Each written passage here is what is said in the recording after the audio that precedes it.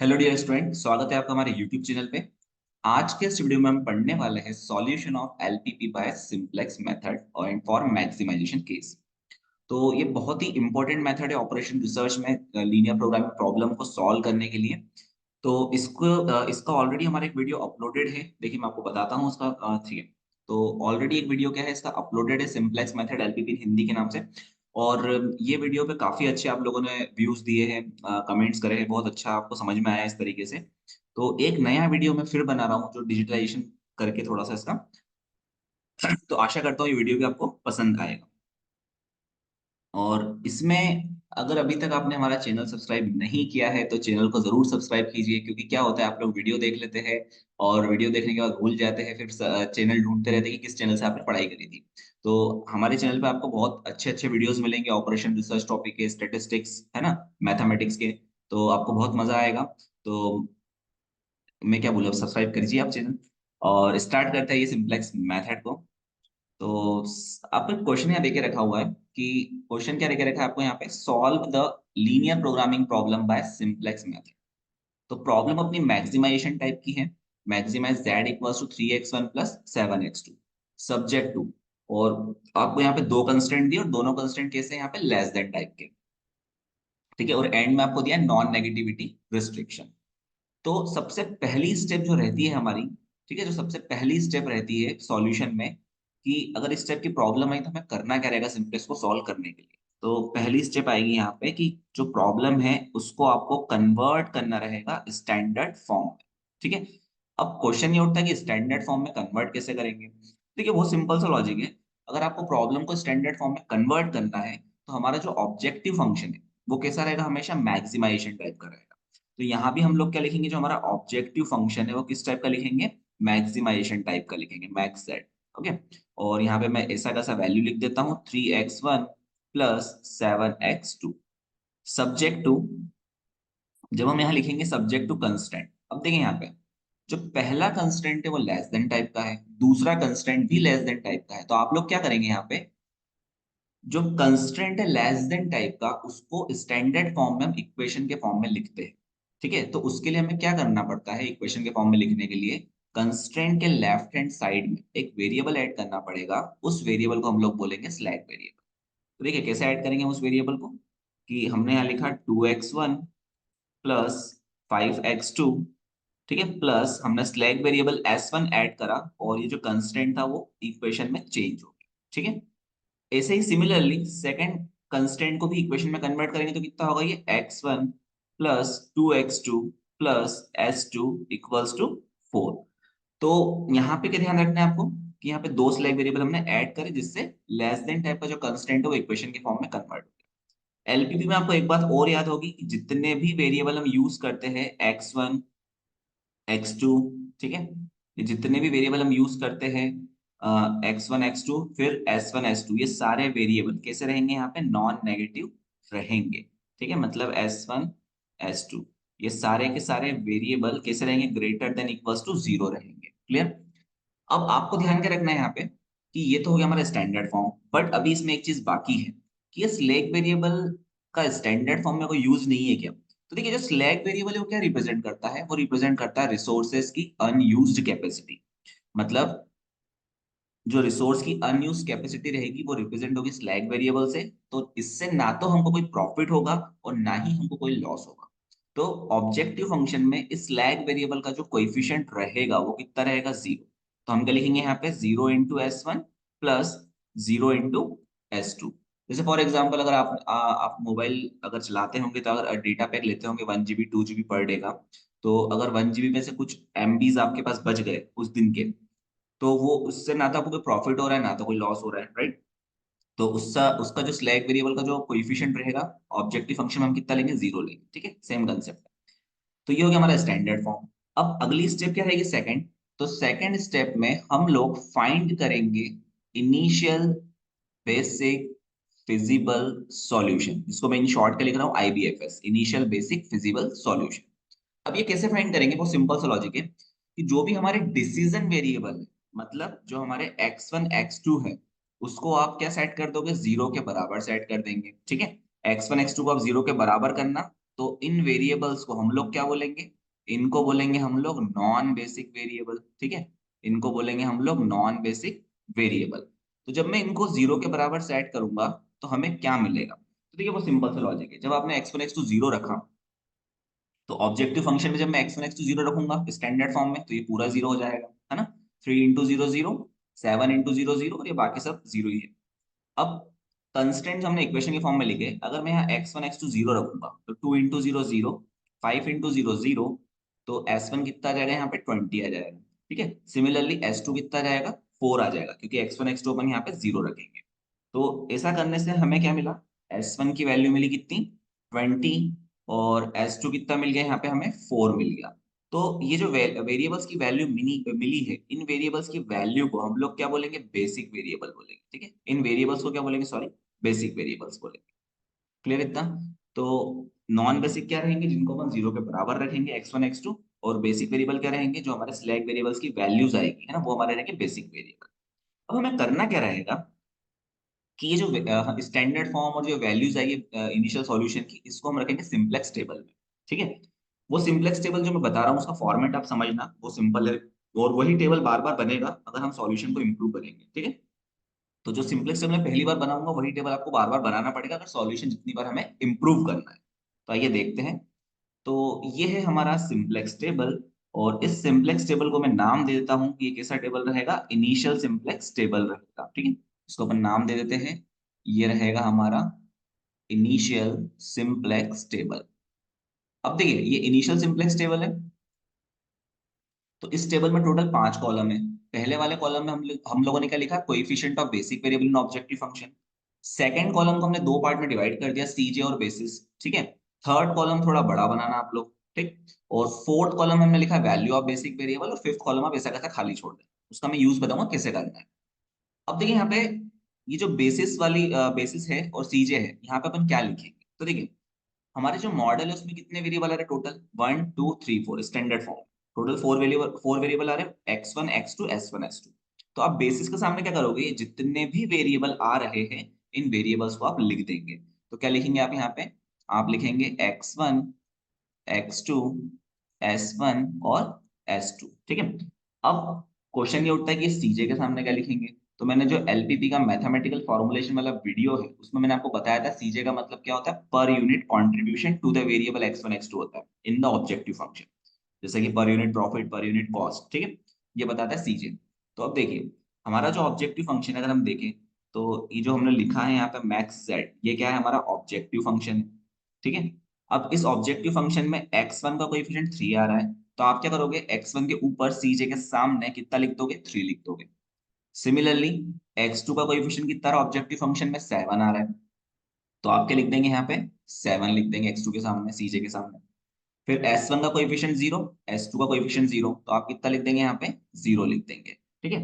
अब ये जो टेबल है, ये टेबल आप जितनी बार भी सॉल्यूशन इंप्रूव होगा, ये सेम ऐसा का ऐसा बनेगा यहाँ पे, इसकी हेडिंग सेम रहेगी, ठीक है। ये ध्यान रखना है आपको, टेबल का फॉर्मेट यही बनेगा इस पर्टिकुलर एग्जाम्पल में। अब हम इसको फिलअप करते हैं, ठीक है। अब फिलअप करेंगे तो सबसे पहले आप क्या ध्यान रखेंगे यहाँ पे कि वैल्यू कैसे लिखना है, तो देखिए वो सिंपल कंसेप्ट है, बेसिस में क्या आएगा। तो हमने यहाँ पे क्या करा, बेसिक वेरिएबल निकाले s1 s2, ठीक है, हमने यहाँ पे बेसिक वेरिएबल निकाले s1 और s2। तो जो बेसिस है वहां पे अपन बेसिक वेरिएबल लिखेंगे, तो हमारे बेसिक वेरिएबल कौन कौन से थे, s1 s2 लिख दिया हम लोगों ने, ठीक है। अब s1 s2 की वैल्यू कितनी है, 20 और 4 आई है, तो देखिए जो वैल्यू ऑफ बेसिक वेरिएबल है दैट इज s1 की वैल्यू कितनी है 20, और s2 की वैल्यू कितनी है 4, वो हमने फोर्थ कॉलम में लिख दी। आई थिंक ये क्लियर हो गया। अब नेक्स्ट क्या करा हमने, जो coefficient of basic variable objective function, तो देखिए जो बेसिक वेरिएबल है उसके ऑब्जेक्टिव फंक्शन में क्या कोएफिशिएंट है। तो हमारे जो बेसिक वेरिएबल अगर हम देखें, तो बेसिक वेरिएबल क्या है, s1 s2 है, और ऑब्जेक्टिव फंक्शन में s1 s2 के जो कोएफिशिएंट है वो कितने आ रहे हैं, 0 0 आ रहे हैं। तो आप लोग क्या करेंगे, फर्स्ट कॉलम में, है ना, जो बेसिक वेरिएबल है उनके कोएफिशिएंट कितने लिख देंगे, यहाँ पे 0 और 0 लिख देंगे। क्लियर है इतना। अब जो ये रिमेनिंग मैट्रिक्स है इसको हम कैसे फिल करेंगे, देखिए बहुत सिंपल कंसेप्ट है। अब हमारे पास जो पहला वाला इक्वेशन है स्टैंडर्ड फॉर्म में, जो पहली इक्वेशन, इसको आप देखिए। अब इसमें x1 x2 s1 और s2 के कोएफिशिएंट देंगे तो x1 का कोएफिशिएंट कितना आ रहा है, 2 आ रहा है, x2 का कोएफिशिएंट कितना आ रहा है, 5 आ रहा है, S1 का कोएफिशिएंट 1 आ रहा है और S2 नहीं है, तो इसका कोएफिशिएंट कितना आ जाएगा, यहाँ पे 0 आ जाएगा। तो देखिए x1 का कोएफिशिएंट 2 आ रहा है, तो अपन क्या लिखेंगे, x1 के सामने 2 लिख देंगे। वैसे ही x2 का कोएफिशिएंट 5 आ रहा है, तो अपन x2 के सामने कितना लिख देंगे, यहाँ पे 5 लिख देंगे। S1 का कोएफिशिएंट 1 आ रहा है, तो S1 के सामने यहाँ 1 लिख देंगे, और पहले वाले इक्वेशन में S2 नहीं है, तो उसका कोएफिशिएंट कितना हो जाएगा, 0 हो जाएगा। ठीक है, आई थिंक ये क्लियर होगा। तो सिमिलरली अगर आपने पहला वाला क्लियर होगा कैसे लिखा हमने, तो सेकंड वाला आप इजीली बता सकते हैं। तो आप लोग क्या करेंगे, जो सेकंड वाली इक्वेशन है उसको देखेंगे स्टैंडर्ड फॉर्म में। x1 का कोएफिशिएंट 1 है, x2 का कोएफिशिएंट 2 है, s1 यहाँ पे नहीं है, s2 है तो s2 का कोएफिशिएंट 1 रहेगा और s1 का कोएफिशिएंट 0 हो जाएगा। तो यहाँ पे क्या लिखेंगे अपन, x1 का कोएफिशिएंट 1, x2 का कोएफिशिएंट 2, s1 नहीं है तो 0 कोएफिशिएंट, और s2 का कोएफिशिएंट क्या हो जाएगा, यहाँ पे 1 हो जाएगा। अब इसको अगर आप ध्यान से देखेंगे तो x1 x2 के सामने हमारा मैट्रिक्स बन रहा है, बॉडी मैट्रिक्स, और s1 s2 जो बेसिस में वेरिएबल आ रहे हैं, है ना, वो बन रहा है यूनिट मैट्रिक्स। ठीक है, 1 0 0 आइडेंटिटी मैट्रिक्स बन रहा है। क्लियर। अब नेक्स्ट हम लोग क्या फाइंड करेंगे, नेक्स्ट हम न्यूमेरिकल को आगे सॉल्व करने के लिए हम यहाँ पे फाइंड करेंगे ZJ। अब क्वेश्चन ये उठता है कि ZJ कैसे फाइंड करेंगे। देखिए बहुत सिंपल है। ZJ फाइंड करने के लिए हम क्या करेंगे, जो coefficient of basic variable CV first column, उसका मल्टीप्लाई करेंगे XJ jth कॉलम, और इनको हम जोड़ के लिख देंगे।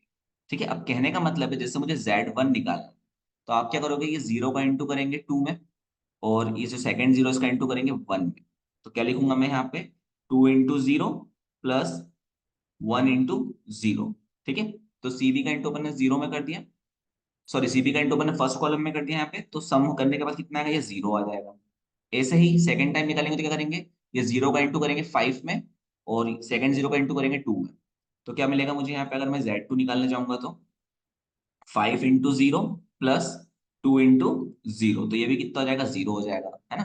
तो सम करने पे 0 आएगा। ऐसे अगर आप देखेंगे तो थर्ड वाले कॉलम में जब मैं इंटू करूंगा 0 का, है ना, तो वो भी कितना आएगा, 0, और लास्ट वाले में भी 0 आएगा। कहने का मतलब ये है कि पहले वाले टेबल में सिंप्लेक्स के ZJ की वैल्यू हमेशा 0 आएगी। ठीक है, ये आपको ध्यान रखना। अब नेक्स्ट हम लोग क्या फाइंड करेंगे, CJ माइनस ZJ। ठीक है, नेक्स्ट हम फाइंड करेंगे CJ माइनस। अब नेक्स्ट हम क्या फाइंड करेंगे, सीजे माइनस जेड फाइंड करेंगे। तो आपको ध्यान क्या रखना रहेगा कि सीजे माइनस जेड हमें क्या बताता है, तो ये हमें बताता है ऑप्टिमिलिटी कंडीशन। तो देखिए अगर सीजे माइनस जेड की value less than equals to 0 रहेगी सिंपलेक्स मेथड में, है ना, और हमारा ऑब्जेक्टिव कैसा रहेगा, अगर मैक्सिमाइजेशन टाइप का रहेगा, तो हमारा जो सॉल्यूशन आएगा वो कैसा हो जाएगा, ऑप्टिमल सॉल्यूशन हो जाएगा, है ना। हम वहां पे प्रोसेस को स्टॉप कर देंगे। ठीक है, कब, जब CJ minus Z less than equals to 0 रहेगा, मतलब नेगेटिव वैल्यू आएगी या 0 आएगी। ठीक है, किसी किसी बुक में और किन्हीं वीडियोस में आपको वहां पे जेड जे माइनस सी जे निकालने का बोला जाएगा।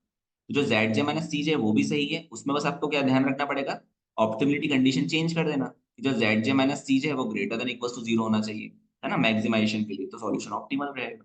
तो आप दोनों तरीका निकाल सकते हैं। ये इजी इसलिए पड़ता है कि सी जे ऊपर लिखा है, जेड जे नीचे लिखा, सीधे माइनस करना रहेगा। ठीक है, अब देखिए यहाँ पे हम लोग क्या करेंगे, नेक्स्ट यहाँ पे सीजे माइनस जेड जे निकालते हैं। तो सीजे 3 है, जेड जे 0 है, तो 3 में से 0 गए तो कितना बचेगा, ये 3। सीजे 7 है, जेड जे 0 है, 7 माइनस 0 7 हो जाएगा, 0 माइनस 0 0, 0 माइनस 0 0। बट हमारे केस में क्या हो रहा है कि जो सीजे माइनस जेड जे है उसकी सारी value less than equals to 0 नहीं आ रही है, तो इसका मतलब हमारा जो सॉल्यूशन है वो ऑप्टिमल नहीं है। क्यों नहीं है, क्योंकि सीजे माइनस जेड जे की सारी value less than equals to 0 नहीं आ रही है। तो हम क्या लिख देंगे यहाँ पे, CJ minus Z J not less than equals to 0, not less than equal to 0। तो हमारा जो सॉल्यूशन है वो ऑप्टिमल नहीं रहेगा। ठीक है, सॉल्यूशन इज नॉट ऑप्टिमल, ये आपको लिखना पड़ेगा। अब ऑप्टिमल नहीं है तो इसका मतलब क्या है, अब इसका मतलब समझिए। इसका मतलब ये है कि जो बेसिस में ये वेरिएबल आ रहे हैं S1 S2, इनसे मेरा सॉल्यूशन ऑप्टिमल नहीं आ रहा है। तो हम लोग क्या करेंगे, कंसेप्ट क्या है अब यहाँ पे, कि इन वेरिएबल में से किसी एक वेरिएबल को हम बाहर करेंगे बेसिस से, मतलब हम फाइंड करेंगे आउटगोइंग वेरिएबल, और जो हमारे डिसीजन वेरिएबल है x1 x2, उनमें से किसी एक वेरिएबल को बेसिस में लेके आएंगे, मतलब इनकमिंग वेरिएबल। मतलब हमें क्या फाइंड करना है, इनकमिंग वेरिएबल और आउटगोइंग वेरिएबल। क्यों कर रहे हैं, क्योंकि सॉल्यूशन ऑप्टिमल नहीं है ना। तो सॉल्यूशन को इंप्रूव करने के लिए हमारा लॉजिक क्या रहेगा कि बेसिस में से एक वेरिएबल को बाहर करेंगे, आउटगोइंग वेरिएबल, और जो हमारा डिसीजन वेरिएबल x1 x2 है ना, उसमें से एक वेरिएबल बेसिस के अंदर आएगा। दैट इज हम फाइंड करेंगे इनकमिंग वेरिएबल। अब देखिए वो कैसे करना है, तो सिंपल सा लॉजिक है। हम क्या करेंगे अगली स्टेप में, अब इंप्रूव करेंगे सॉल्यूशन। तो अब मैं यहाँ पे लिख रहा हूँ नेक्स्ट स्टेप कि इंप्रूव द सॉल्यूशन। ठीक है, तो अब मैं यहाँ पे लिखता हूँ अगली स्टेप कि सॉल्यूशन को हमको इंप्रूव करना है, इंप्रूव सॉल्यूशन। अब इंप्रूव सॉल्यूशन में सबसे पहले हम लोग क्या फाइंड करेंगे, हम फाइंड करेंगे इनकमिंग इनकमिंग वेरिएबल। ठीक है, हम फाइंड करेंगे इनकमिंग वेरिएबल।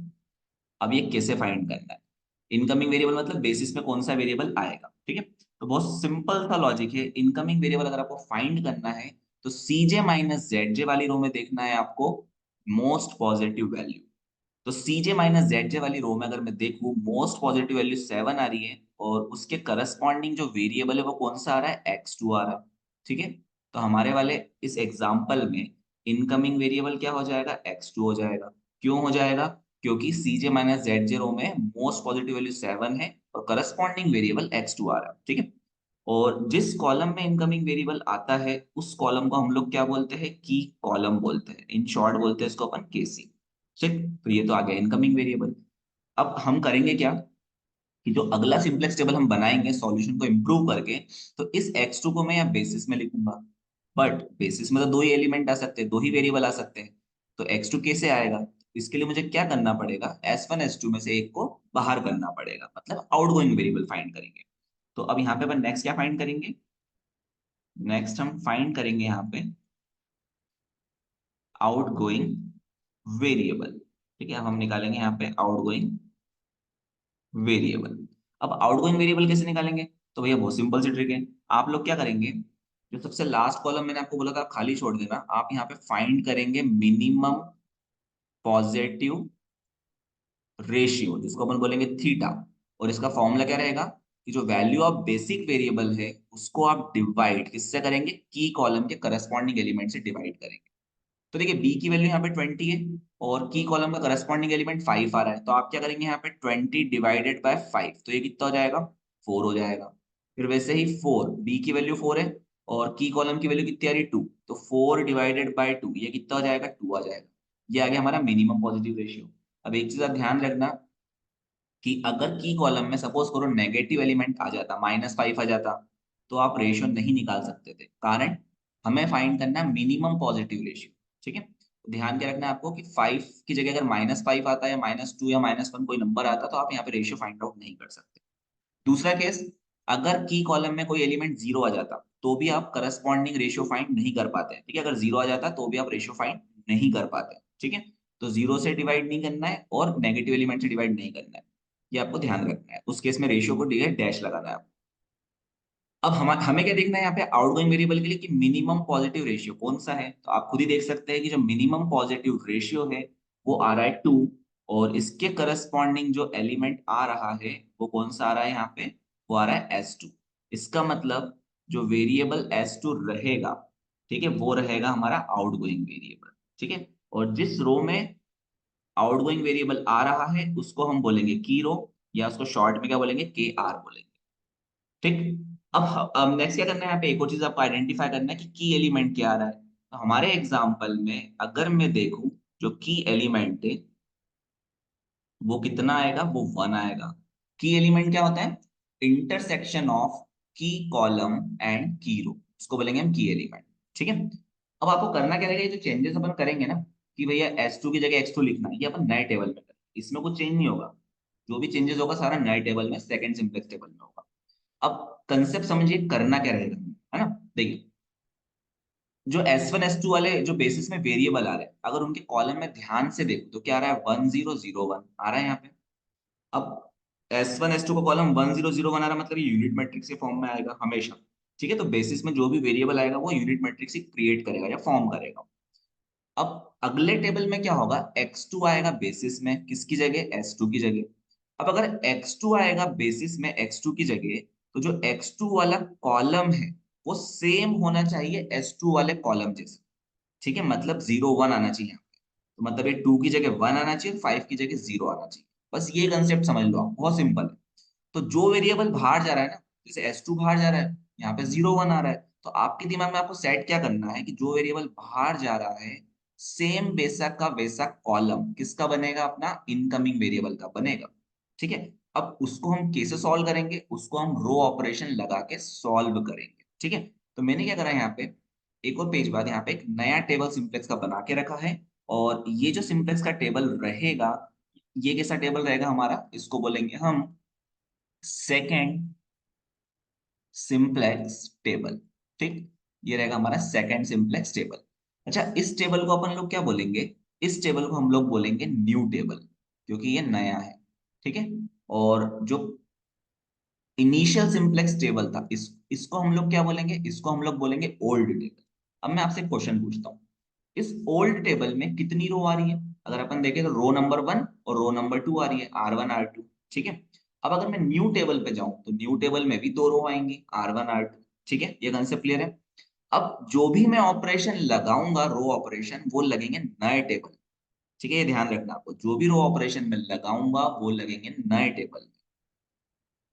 अब देखिए कैसे लगेंगे ऑपरेशन, तो सिंपल सा कंसेप्ट है। सबसे पहले अपन जो चीजें लिखना है वो लिखते हैं, है ना, उसके बाद अपन इसमें बताऊंगा आपको क्या क्या चेंजेस करने रहेंगे। तो देखिए, इनकमिंग वेरिएबल x2 है, आउटगोइंग वेरिएबल s2 है। तो नए टेबल में s2 की जगह आप लिख देंगे x2। तो मैं यहाँ लिखूंगा नए टेबल में s2 की जगह, ये मैंने लिख दिया x2। ठीक है, अब एक और चीज क्या चेंज होगी, ये S1 ऐसा कैसा आएगा बेसिस में, तो ये S1 को तो मैंने ऐसा कैसा लिख दिया, एक समय में एक ही बार होगा। S1 का ऑब्जेक्टिव फंक्शन में कोएफिशिएंट कितना है, 0 है ना, यहाँ भी, यहाँ से भी देख सकते हो आप।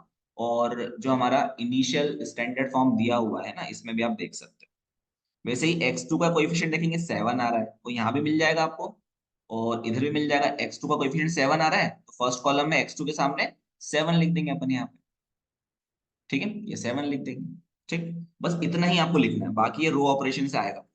अब देखिए कंसेप्ट क्या है, कि मैंने आपको जो कंसेप्ट समझाया अभी, कि जो वेरिएबल बाहर जाता है, सेम वैसा का वैसा कॉलम इनकमिंग वेरिएबल का हमको बनाना है नए टेबल। मतलब ये जो की एलिमेंट है ना, इसको हमें 1 बनाना है। यहाँ पे पहले ही 1 लिख दिया है, यहाँ पे 2 लिखना था। तो ये जो की एलिमेंट है ना, हमारा 2 आ रहा है, तो इसको हमें क्या बनाना है, यहाँ पे 1 बनाना।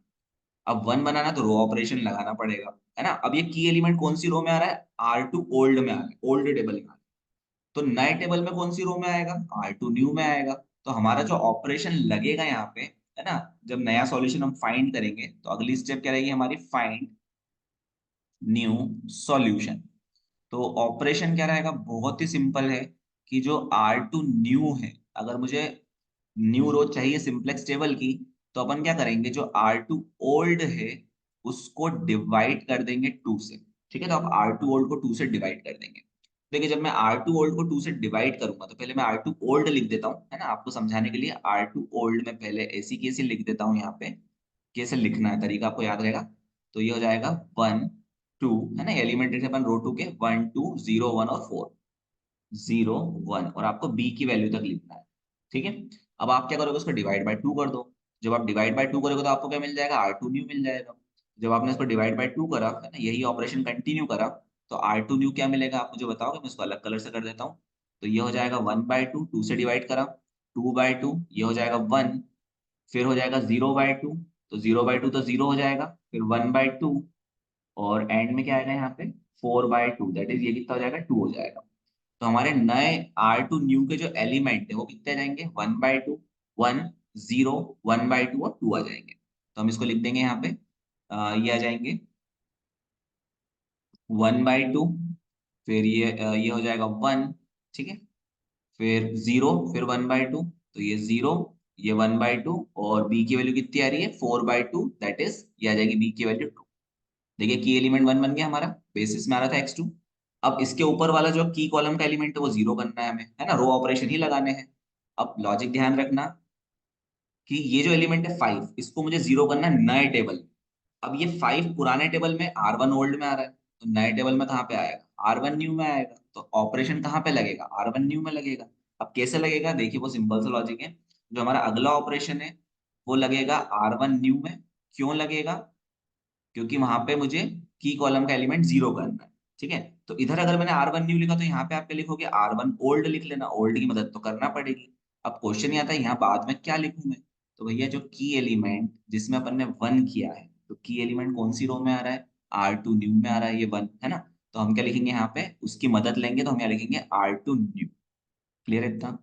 तो R1 न्यू में चेंज हो रहा है, क्यों हो रहा है? क्योंकि वहां पे मुझे 0 करना है। फिर अपन ने R1 ओल्ड लिख दिया और यहाँ पे लिख दिया R2 न्यू। अब बीच में मुझे प्लस लगाना है, माइनस लगाना है, क्या करना है? देखिए सिंपल सा कंसेप्ट। R1 ओल्ड में अगर मैं देखूं यहाँ पे 5 आ रहा है ना।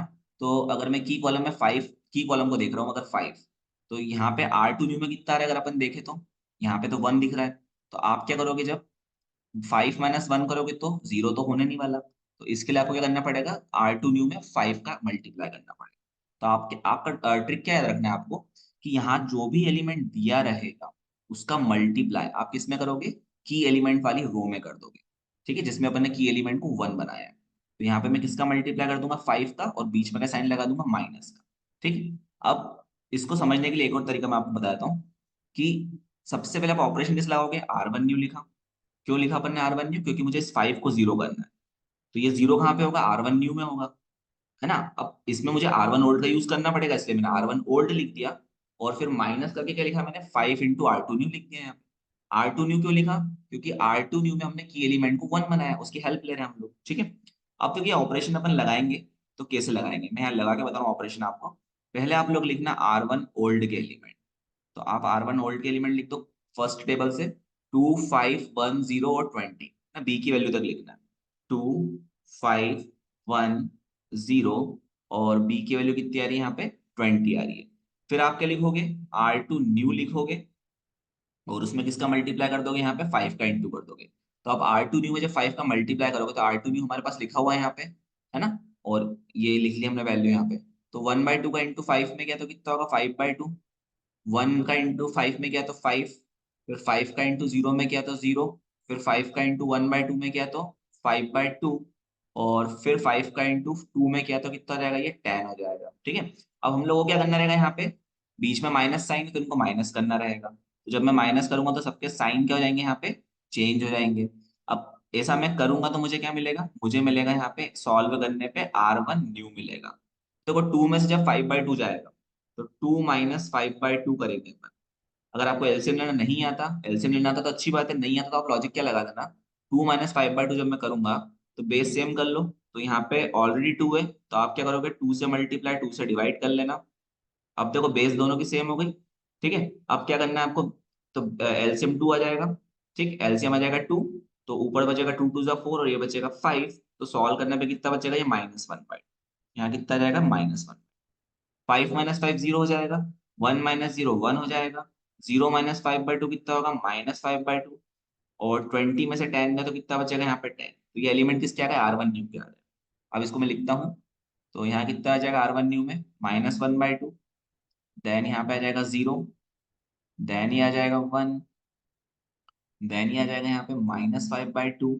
और बी की वैल्यू कितनी आ रही है? 10 आ रही है। तो ये बन गया हमारा नया सिंप्लेक्स टेबल। अब आप ध्यान से देखिए, जो मैंने आपको कंसेप्ट समझाया था उसको समझाने की बारी है।